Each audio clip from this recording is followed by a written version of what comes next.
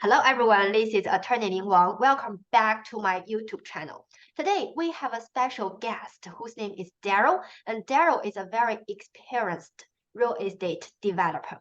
Hi Daryl, would you please say hi to the subscribers and audience here, please? Hello, everyone. Thanks for having me. Yeah, so Daryl, I know you are a very experienced real estate developer. So would you please tell us, like, how did you start your own business as a real estate developer, and how do you run your business? Because some of our audience want to start up their own business and they want to have some like suggestions and instructions. Thank you. hmm I just bought a property and learned on the fly, really. I didn't know what I was doing at the beginning. Wow. I was working in the furniture business at the time, and I decided that I no longer wanted to work there, and I wanted to be a builder. Okay. I wanted to build houses. So This is were you employed at that time, or like you had your own business of the furniture? No, I was employed at my wife's father's furniture business. Okay. Mhm. Yeah, so it was a big furniture store. Okay. Previous to that, I had worked in the lumber industry for my side of the family, and I got a lot of construction experience and building experience there. But that was for other developers, other builders. Mm. Um, so after the furniture store, I decided that I wanted to become a developer and I wanted to build custom houses on speculation. It Okay. was in 2006. I bought my first property in a bidding war in 2006, Mhm. and I had no idea what I was doing. I Okay. just kind of figured it out on the fly. Mm. I did pretty well on the first house. I Oh, made it. I made good money, and then I bought two properties the wow. next time in 2008, Okay. and then that didn't go so well. Okay. So can we say you have some like trial and error when developing your own business? Like you tried different industries and finally you found out, okay, real estate development is my thing. I think by accident, yeah, Okay. but I definitely always felt like I wanted to build something and Okay. build things, but then when I started Mhm. doing it, I realized I didn't really want to do that anymore. Oh, okay. Okay. Yeah. So Yeah. so it's not easy, and for me, unfortunately, I had horrible timing. In 2008, 2009, the market Oh, went really poorly, yeah, yeah, and I had two very large projects that I owned, yeah. and nobody was buying houses anymore. Oh, okay. So what did you do to overcome the difficulties? Well, I had to sell those two houses at a very, very deep loss. I had to sell the house that I lived in with my family. Okay. We had to rent, and then I became a general contractor, Okay. and I started doing developments on a small scale and renovations and building custom homes for other people. Okay. And so how did you get back to the industry of real estate development after that, after the recession?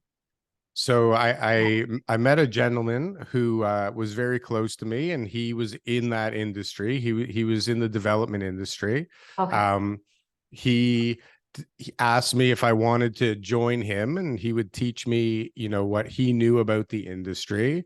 And I really wanted to stop doing the construction. I hated it. I built a very large business. We had a lot of employees and a lot of projects, and it was just not for me. It Okay. was like really, really a lot of work and very stressful. So I closed that business down and I Okay. started working with this gentleman, and Okay. he taught me a few things, and then I decided it was better that I go out and I do this on my own. So a mentor is really very important in the career development. If you pick the right one, unfortunately for me, I picked one that was able to get me into the kind of get my toes wet in the industry and Okay. give me a starting point. But he was probably better at teaching me the wrong way to do things than he was the right way to do things. Oh, but Like it is like he introduced you to the industry. You Mhm. are really gifted or like interested in, but he gives you some like wrong instructions as well. Well, yeah, I mean, he's older and the world changes really fast Right, nowadays, right? right. And not that I'm so young, but I'm at least, I think, in tune with what's going on currently, mainly because of the YouTube channel that I have. Yeah, I'm constantly talking to new people and getting new perspectives on right. the right. So um sorry. Um I lost my train of thought there. Yeah, you mean like when you talk with the new people, the different people, and you Yeah, get it just new ideas. I Yeah, start to realize that maybe there's better ways to do the right, things right, right. that he was showing me. And I just started kind of formulating my own way, and it turned out to be pretty good. But I mean, you work with so many people that you if you're looking and you're trying to learn, there's lots of lessons. And then so what I found my biggest strength is putting it together assemblies of properties. Okay, And so when you do assemblies, you learn a lot about real estate really, really quickly. okay, okay. So, what is your daily life like? Like as a real estate developer right now? Like what will you do? What Right now, will it's you pretty work? crazy. So it goes up and down in waves. So sometimes it's very busy and sometimes not so busy. So for me, I have other things that I work on other than just real estate development. So my mornings are generally online with people in India. Oh, We're working on another project that I've been working on for a few years. But okay. after about 9:30, I really start focusing on the real estate development, and it's really just what needs to happen next in order to move the project forward Yeah. as best as I can. And so I just have my calendar with a list of who knows what, because depending on where the project is at and how many projects are going on and who's looking for what, my days are very different all the time. I rarely am able to structure a consistent week.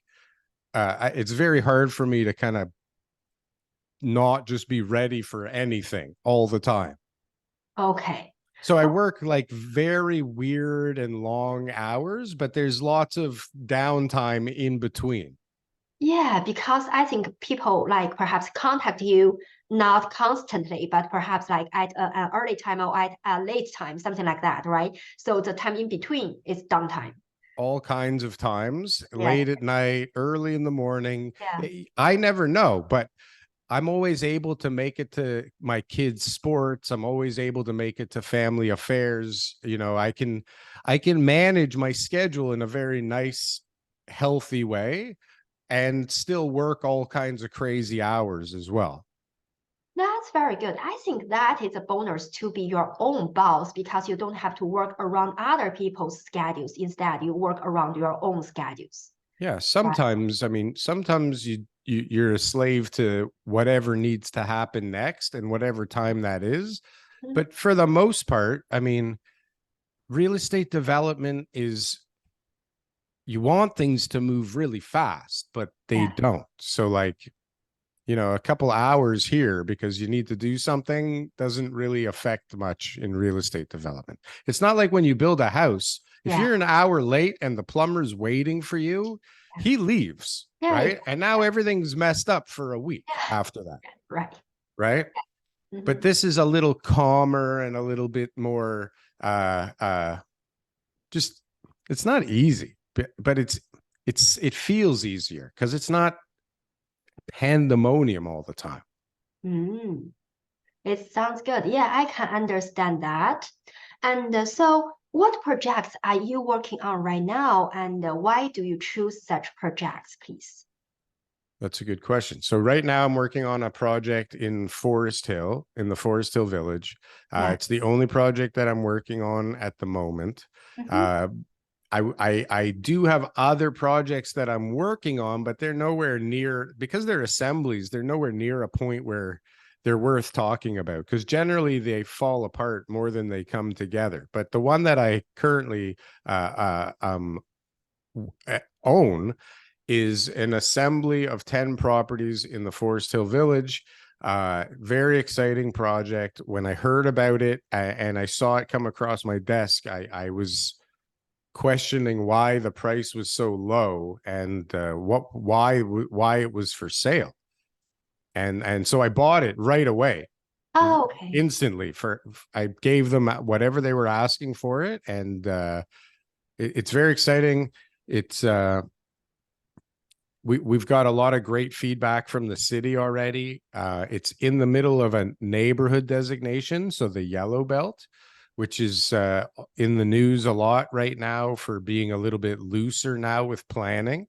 And the city is on board with our plan to build a very nice 6-story, beautiful building there.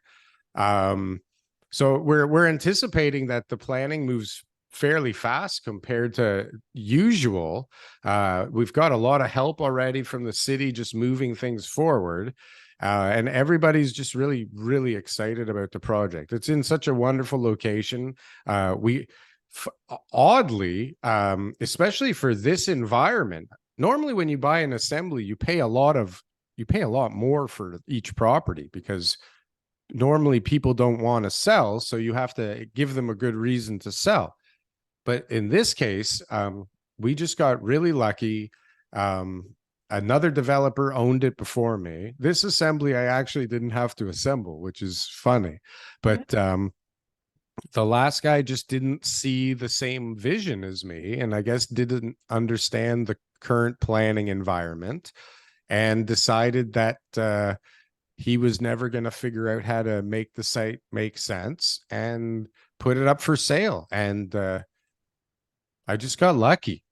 And I just recognized what I thought I could do on it because I learned all the rules of planning and because I'm just really in tune with the current planning. And so when I saw it, I said, holy cow, either I'm missing something or they're missing something. And generally, in my experience, I know when I feel like that, I know it's them that's missing something. Okay. Because I've been very fortunate to have picked some very good properties that most people wouldn't agree on the height and the density that was achieved. So for real estate development or like real estate transaction, it is about like buy low and sell high, right? So how do you like buy low and sell high, right? Sure. Yeah. Yeah. So how do you Well, find it's like, yeah. it's also, I mean, it's buying it right, but it's also knowing what you can do on the property before you buy it. Yeah, yeah. Right. If you don't know what you can build on it, or you don't have a really good idea of what you can build on that property when you buy it, I don't know how you can figure out how much to pay for it or if you got a good deal or not. So a lot of people or a lot of realtors, I don't know about developers. I think most developers understand that if you're going to go try and buy something that's not for sale, you really have to have an idea of what you're willing to pay for it. Yeah. Right. So it's, in my opinion, development is understanding planning better than anybody else and knowing exactly what you're going to be able to get from the city and from everybody that needs to help you out, what you can actually do on that property. And there's only one way to do that, and that's understanding the planning even better than the planners. Right? Yes. So you mean like the knowledge about your project is very important. It is about planning, it is about knowledge, right? You have to know about your project. You have to know what you're doing, right? You have to know the numbers. You have to know how the financing is going to work on each deal. And each deal is very different. And depending on timing, like for example, financing now is much more difficult to get than it is or it was 2 years ago, 3 years ago. And it's such a different environment, not only in interest rates, but in qualifying and values, and how values are arrived at now is very different than it used to be. For a long time, you used to be able to borrow against some projected potential idea on the land. Right. But now it's based on what is on the land. Right. Right. Have to know the difference, the changes.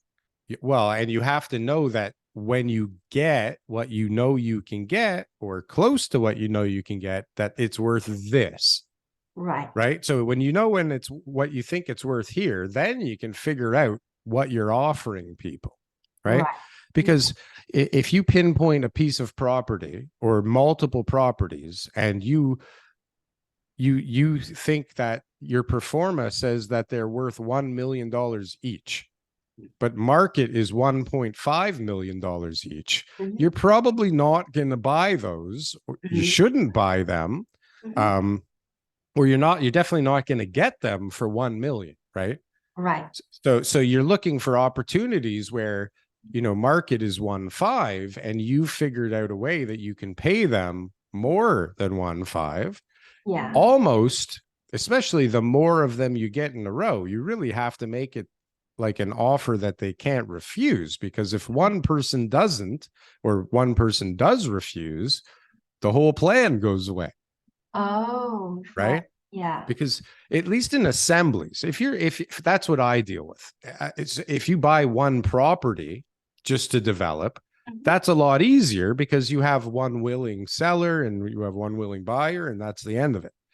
But in times like now, for example, or any time, because we don't really know when the market's going to start going down, when you do just buy a piece of land and put an application in and develop it, there's one force pushing prices up, giving you some kind of appreciation, right? It's the zoning is doing it. But when you put multiple properties together and you create a better piece of land, there's that putting the assembly together should technically give you more money or more value on the property than the individual pieces themselves. And if you put the application in, then there's more appreciation on those properties. So in an environment where things are kind of going this way, or maybe even this way, to have that additional layer, that assembly layer, it's harder. It takes more time, but it helps in rougher times. Right. So for example, this one here, I knew I had a good deal. I knew I could do something that other people couldn't see. And I got lucky in this environment. I was able to get an appraisal for more than I paid for the property. Good. Yeah. Right. And so the last guy thought that he was selling it to me and he was going to, he was going to do so great. Right. Yeah. So you have to know about it before making the decision. That will help you to earn money. Yeah. I think so, right? Because people, I mean, I guess there's people that do it by the seat of their pants, but eventually the market, if you don't learn some lessons and you think everything's always good and you're not prepared for bad, right? When I started, when I was younger, I was not prepared for bad. I thought bad was not an option, right? So I was just, boom, let's go. But now everything is based on what happens if the worst thing I can think of happens. Does this deal still work? And so if you can buy something now that's value is more than what you paid for it, if the market goes down, you have another buffer. Right? Right. So now you have this buffer for the downward price. You have also these two forces that are going to push it up. And hopefully by the time you have finished your plan and you have the zoning, things are different than they are today, because we don't know where they're going today for sure. Especially today. Today's a little bit crazy. Changing, yes. It is nuts out there. Thank you very much for the information. And we do learn a lot from your instructions and your speech. And we will post your contact info in our description column. So if people have these questions, they can turn to you. Great. Thanks. Thank you very much, Daryl. And thank you for watching this video. Have a good day. Bye.